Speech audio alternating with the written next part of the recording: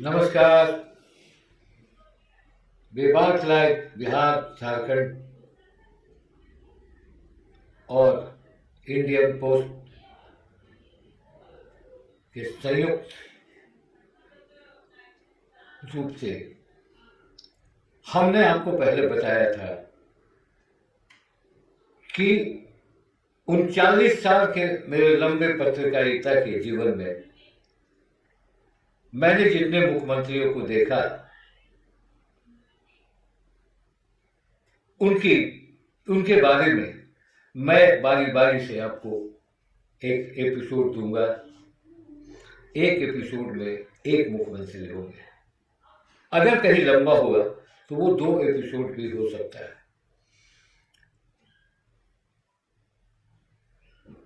1983 से मैंने general reporting की ओर रुख किया था। उससे पहले मैं पटना से प्रकाशित हिंदी दैनिक आज में खेल पन्ने को देखता था, स्पोर्ट्स एडिटर था। बाद में हमारे सीनियर्स ने मुझे मेरा रुख पॉलिटिकल और जनरल रिपोर्टिंग की ओर मोड़ दिया था। यह सिलसिला 83 से शुरू हो गया था। मैंने इस दरमियान जगन्नाथ मिश्रा कुछ चीफ मिनिस्टर के रूप में चंद्रशेखर सिंह, विंदेश्वरी दुबे, भगवत झा आजाद, सत्येंद्र नारायण सिन्हा, लालू प्रसाद, राबड़ी देवी और लगातार नीतीश कुमार। यानी नीतीश कुमार जब से मुख्यमंत्री हुए हैं तब से वो रिकॉर्ड पे पिन फंसा हुआ है। वो पिन को कोई क्रॉस नहीं कर पा रहा है। तो सभी के साथ मेरा एक संबंध रहा और जगन्नाथ मिश्रा के साथ उनके मुख्यमंत्री काल में एक बार जो 80 में वो सीएम हुए तो बहुत करीब से तो उन्हें मुख्यमंत्री के कार्यशैली को मैंने नहीं देखा, समझा, जाना, पढ़ा। मगर बाद में जब वो एक कांग्रेस के नेता के रूप में कभी विरोधी पक्ष रखना, कभी अपने वर्चस्व को बनाने के लिए रखना, ये सारी बातों का जिक्र मैं करूंगा। उसके बाद दूसरे एपिसोड में मैं उनके बाद जो मुख्यमंत्री हुए चंद्रशेखर सिंह को करूंगा। उसके बाद पारी पारी से मैं आपको बताऊंगा कि मैंने क्या पाया उनके। मैंने पहले भी आपको एक वीडियो में बताया था कि मैं आपको उन लोगों के बारे में बताऊंगा। क्योंकि देखिए, जगन्नाथ मिश्रा बिहार की पॉलिटिक्स में एक शख्सियत रहे और बहुत सारे किस्से मैंने सुने उनके बारे में। देखने का जो मौका लगा वो भी मैं बताऊंगा। उनकी कार्यशैली, उनका बिहेवियर, उनका जो एडमिनिस्ट्रेशन, ये मैं बताऊंगा। इतना तो मैंने उन्हें करीब से देखा। मगर बाद में जब मैंने उन्हें बहुत करीब से देखा, जब मैं पूरे रूप से पॉलिटिकल ये पे आ गया, तो हमारी उनसे लगातार मुलाकात होती रही। और उनका घर 2 नंबर सर्कुलर रोड में हम लोग आया जाया करने लगे। उस समय वो मुख्यमंत्री नहीं थे। तो जगन्नाथ मिश्रा, पहली बात लोग कहते हैं, देखिए बहुत सारी कहानियां हैं उनके बारे में, मैं कहानियों पर भी जाऊंगा। मगर उनके साथ कौन कौन हमेशा रहते थे वो भी मैं आपको बताऊंगा कि कैसे वो मुख्यमंत्री बन गए थे और क्या था उनके ये में। ये सारी चीजों की जानकारी मैं आपको दूंगा। तो हम शुरू करते हैं कि जगन्नाथ मिश्रा के बारे में जो चर्चाएं होती थी, अच्छी चर्चाएं भी होती थी और बहुत सारी ऐसी चर्चाएं होती, जैसे जगन्नाथ मिश्रा के बारे में जो नेगेटिव चर्चा होती थी कि उन्होंने गांधी मैदान को गिरवी रख दिया था। दूसरी बात आती है कि लोग कहते थे कि अपने भाई की मौत का उन्हें पुरस्कार मिला था और वो उसके बाद मुख्यमंत्री बन गए थे। उनके भाई की मौत के बाद ललित नारायण मिश्रा का जो बम ब्लास्ट हुआ था उसमें जो मौत हुई थी, उसके बाद 75 में इन्हें मुख्यमंत्री बना दिया गया था। ये चर्चा होती थी। उस समय हम लोग पढ़ा करते थे। उस समय समाचार माध्यम आज की तरह नहीं था, जो आज की तरह कोई बात छिप नहीं सकती थी।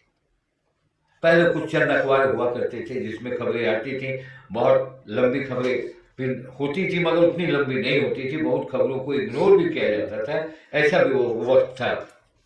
तो कहते हैं लोग कि ललित बाबू अगर धमाके में नहीं मारे जाते तो जगन्नाथ मिश्रा कैसे सीएम होते, ये चर्चा होती थी। और जगन्नाथ मिश्रा के बारे में ये भी चर्चा होती थी, जो जिन्होंने कांग्रेस में जो आज जो उनका वोट बैंक खिसका, तो उस समय मौलाना मिश्रा के नाम से ये जाने जाते थे।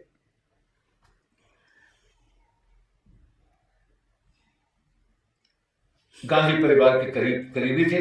कहते हैं संजय गांधी और इंदिरा गांधी से इनकी डायरेक्ट बातें होती थी, और वो दोनों चाहते थे कि जगन्नाथ मिश्रा बिहार में अपने सत्ता को बनाए रखे।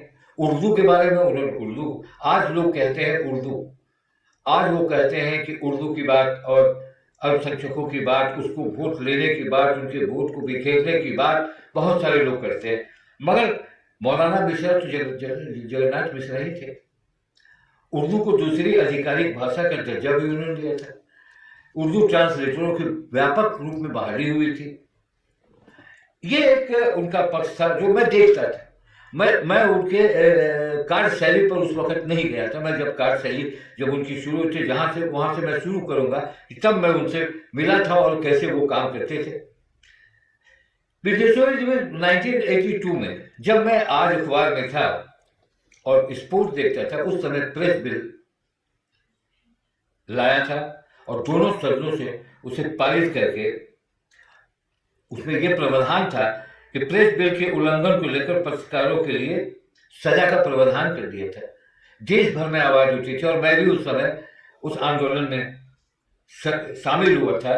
हमारे बहुत सीनियर्स लोग थे, बहुत बड़े अखबारों के संपादक थे, सारे लोग थे। उसमें मैं भी 82 में बैनर पकड़कर प्रोसेसन में भाग लिया था। लाठियां चली थी, बहुत पत्रकार घायल हुए थे, और उस दौरान पूरे देश में ये मामला जगन्नाथ मिश्रा के खिलाफ गया था। और एक दिन संपादकों ने अपनी संपादकीय टिप्पणी ब्लैंक कर दिया था, जो कि आज तक हमें नहीं लगता है इसके बाद ऐसा कभी हुआ था कि तमाम अखबारों ने संपादकीय, ये एकता थी पत्रकारों की, और जगन्नाथ मिश्रा परेशान थे। बाद में जैसी राष्ट्रपति की मुहर लगने वाली थी कि जगन्नाथ मिश्रा ने इस प्रेस बिल को वापस ले लिया था।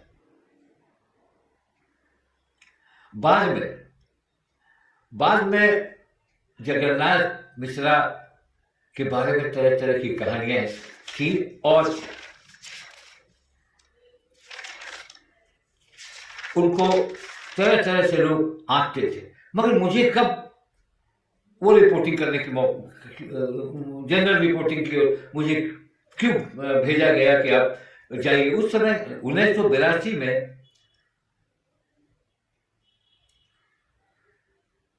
बॉबी मर्डर केस हुआ था। उससे पहले भी एक कहानी सुनता था कि यूपी और बिहार के बॉर्डर के आसपास के एक गांव में तांत्रिक मठ में, एक तांत्रिक के मठ में 108 बकरों की बलि दी गई थी जगन्नाथ मिश्रा के लोगों के द्वारा, ताकि उनकी कुर्सी बची रहे। और ये बहुत चर्चा में आया था और मैं उस समय पत्रकार था और लगातार, सीरियस पत्रकार नहीं था, पत्रकारिता करने की का जुनून सवार हो गया था। तो वो भी मामला उनका बहुत तूल पकड़ा था। भाई की हत्या का मामला में कहा गया था, इशारा था केंद्र सरकार पर और किसी की, ये इशारे पर ऐसा हुआ था क्योंकि इंदिरा गांधी और संजय गांधी ललित बाबू से परेशान थे, क्योंकि ललित बाबू थोड़े विरोधी तेवर के हो गए थे। तो लोगों की आशंका थी कि कहीं वहां से करके और इसी बहाने इनको मुख्यमंत्री बना दिया गया। और ये सारा मामला आनंद मालवीय के मत्थे दिया गया कि ये इनकी हत्या आनंद मालवीय द्वारा की गई। मगर जगन्नाथ मिश्रा क्यों चहेते बन गए, केंद्र के चहेते बन गए? लोग कहते हैं कि अपने भाई की हत्या का उन्होंने जो विरोध नहीं किया और उसकी जांच गति चलती रही और अभी तक जारी है, बदस्तूर जारी चली रही, उसका कोई फाइनल शेप अभी तक नहीं आया। देखिए, ये तो अर्थशास्त्र के प्रोफेसर थे जगन्नाथ मिश्रा, और उन्हें 75 में जब मुख्यमंत्री बना दिया गया था, और 80 की बात मैं करता हूं, 80 में झंझारपुर से उनको चुनाव लड़ने की बात की गई थी और वो हार गए थे। हारने की वजह क्या थी कि कामेश्वरी देवी, उनकी भाभी भी वहां से लड़ गई थी और धनिक लाल मंडल वहां से जीत गए थे। उसके बाद जब उस समय इंदिरा गांधी 372 सीटों के साथ सत्ता में वापस लौटी थी। बाद में बिहार के चुनाव में 324 का, जो उस समय बिहार बटा नहीं था, 324 में 179 सीट कांग्रेस ने जीत लिया था। केदार पांडे एकदम तैयार थे मुख्यमंत्री बनने के लिए, और जगन्नाथ मिश्रा हार चुके थे, बावजूद संजय गांधी और इंदिरा गांधी ने उन्हें मुख्यमंत्री बनाया, और चूंकि संजय गांधी के करीबी थे, उन्हें मुख्यमंत्री बनाया और केदार पांडे को रेल मंत्री का आश्वासन दिया गया। अब आइए कहानी कि 83 में जब बॉबी मर्डर केस हुआ, बॉबी, श्वेत निशा उर्फ बॉबी, जो विधान परिषद में काम करती थी, विधानसभा अध्यक्ष राजेश्वरी स्वरूप दास उनकी बेटी बताई जाती थी, तो उनकी जब हत्या हुई और उन्हें जब दफनाया गया, उस समय जगन्नाथ मिश्रा चीफ मिनिस्टर थे। और मुझे याद है अभी भी कि उसकी एक छोटी सी खबर आज हिंदी दैनिक प्रदीप अखबार था उस वक्त, उसने भी काफी चलाया, मगर वहां जब एक छोटी सी खबर छपी और उस खबर में था कि श्वेत निशा और बॉबी को आनंद फानंद में दफनाया गया।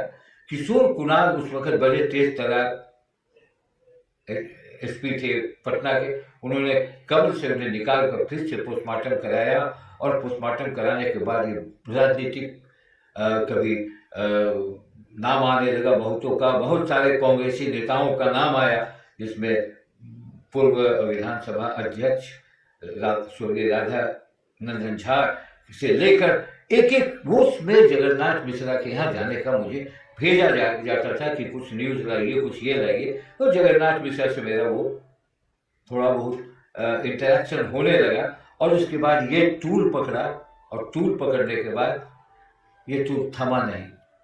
जगन्नाथ मिश्रा बड़े सॉफ्ट स्पोकन थे। देखिए, जगन्नाथ मिश्रा में एक क्वालिटी थी उनके लोगों में, उनके यहाँ कुछ ऐसे लोग थे जो उनके सुख में भी और दुख में भी एक साथ खड़े रहते थे, जिसमें थे Kamalnath Singh Thakur, Prabhunath Singh state minister finance हुआ करते थे, विजय कुमार मिश्रा, बसंत कुमार लाल, इंदुकांत मिश्रा, बड़ा नाम चलता था, रघुनाथ झा, जीवानंद झा और जीरू बाबू, समाइले नबी, राजो सिंह, ये जगन्नाथ मिश्रा के की छतरी थे, और ये कभी भी उनसे अलग नहीं हटते थे।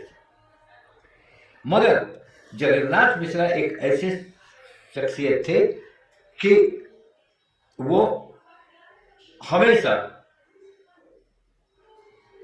पॉलिटिकल अपलिफ्टमेंट के लिए आगे बढ़ते थे, बहुत सॉफ्ट स्पोकन थे, बहुत ज्ञानी थे, और उसके लिहाज से लोगों से बहुत ही प्रेम से बात करते थे।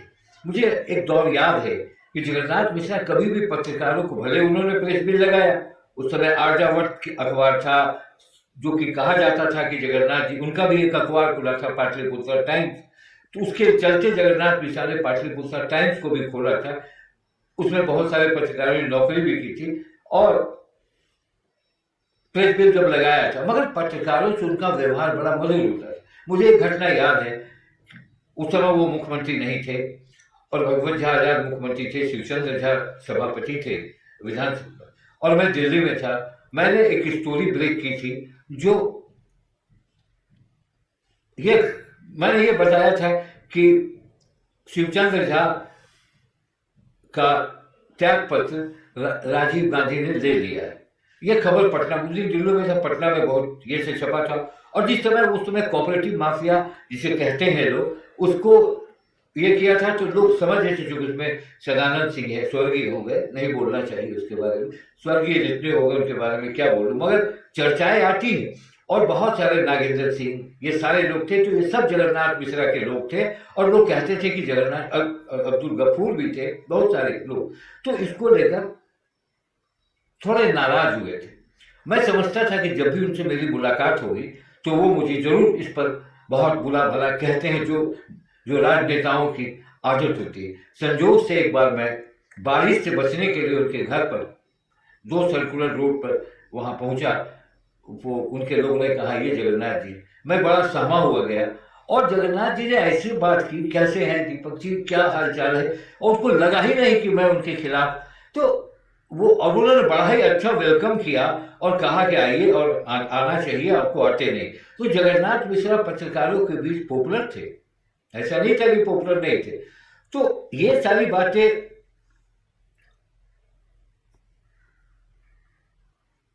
मुझे ये कहने को होता है कि मैंने उनसे फिर बाद में उनके घर, जो उनका घर बेली रोड पर था और जेडी विमेंस कॉलेज के पीछे था, बहुत आदर से मिलते थे, सबका हालचाल लेते थे, मगर पॉलिटिकली डाउन हो रहे थे।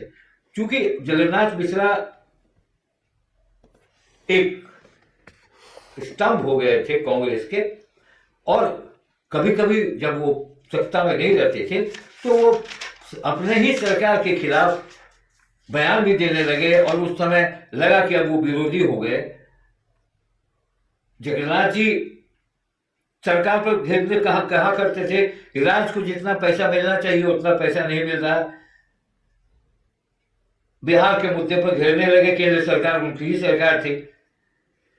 अच्छा, उनके पार्टी के खिलाफ देखिए, उनके बहुत से, चूंकि कोई भी मुख्यमंत्री आता था तो जगन्नाथ जी से पहले सत्ता था, फिर दूर हो जाता था। चाहे वो बिंदेश्वरी दुबे, जगन्नाथ जी और बिंदेश्वरी दुबे की लड़ाई जब जाहिर हुई, जगन्नाथ जी चंद्रशेखर सिंह की लड़ाई जब जाहिर हुई, जगन्नाथ जी भगवत झा आजाद की लड़ाई केसरी जी के साथ जब जाहिर हुई, तो जितने मुख्यमंत्री आते गए उनसे उनकी अदावत होती गई। मगर जगन्नाथ मिश्रा, जब 89 में भागलपुर का दंगा हुआ, सत्येंद्र बाबू से उनकी नहीं पटी। सत्येंद्र बाबू भी कुछ दिन के लिए मुख्यमंत्री थे, उनकी भी नहीं पटी। और जब 89 में भागलपुर का दंगा हुआ तो फिर चूंकि उनको मौलाना मिश्रा कहा जाता था, उस और उर्दू के लिए उन्होंने बहुत काम किया था, तो कांग्रेस ने, पार्टी ने समझा कि जगन्नाथ जी को बना देने से ये मामला थोड़ा पैचअप होगा, जो हो न सका। तो जगन्नाथ जी का एक ऐसा विधानसभा में भी उनकी जो उपस्थिति होती थी विरोधी दल के नेता के रूप में या कांग्रेस के रूप में, उसकी चर्चा अगले इशू में करूंगा। आज बस इतना ही, चूंकि जगन्नाथ जी का ये मैंने शुरुआती ये किया, और फिर क्या क्या था वो मैं अगले एपिसोड में रविवार को ही आपको बताऊंगा।